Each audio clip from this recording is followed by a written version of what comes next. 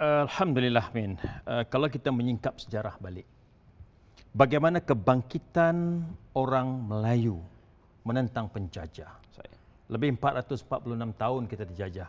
Dijajah oleh British, dijajah oleh Portugis, dijajah oleh British, dijajah Belanda pun pernah jajah kita, Jepun pun pernah jajah kita, dan Bintang Tiga pernah jajah kita. Saya rasa di atas kesedaran itu, maka orang Melayu pada ketika itu bangkit.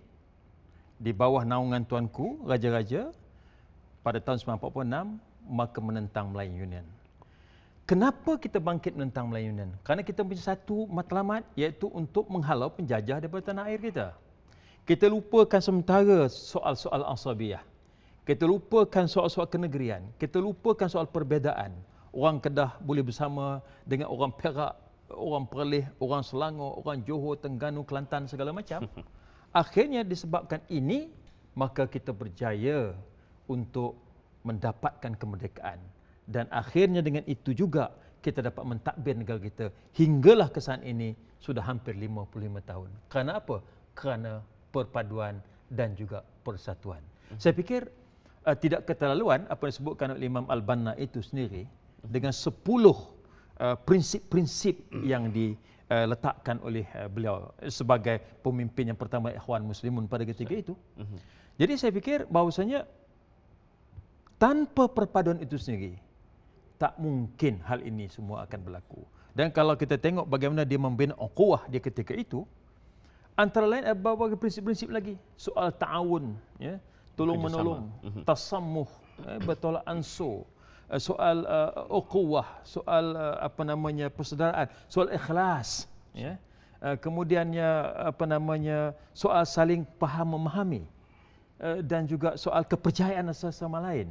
Ini semua adalah merupakan ingredient untuk memastikan perpaduan itu berasaskan akidah yang diletakkan oleh Al-Banna itu sendiri. Alhamdulillah kita dapati bahawa asas yang sama juga sebenarnya digunakan di peringkat awal orang-orang Melayu bangkit dulu. Menentang segala macam kenapa mereka dah tak tahan lagi duduk di bawah kekejaman dan juga penindasan penjajah-penjajah. Saya fikir saya amat bersetuju bahawasanya dalam bulan Ramadan ini, seperti Datuk katakan tadi, bahawasanya kita harus mengungkap kembali tentang falsafah ini, tentang semangat ini untuk kita bersatu padu. Sebab saya fikir sudah 55 tahun kita sudah melalui banyak era-era sejarah yang panjang itu, dan maka ini seharusnya menjadi pengajaran yang besar pada kita. Jadi kalau orang dulu mampu membuktikan menghalau penjajah, hari ini apa lagi yang harus kita buat untuk memastikan kemerdekaan kita ini akan dapat survive for another 50 or 100 years. Saya fikir inilah. Kerana itulah maka kita kemari. Saya fikir dalam seruan dalam bulan Ramadan dan Muharram. Baik, Datuk Doktor, tentang kesatuan ini.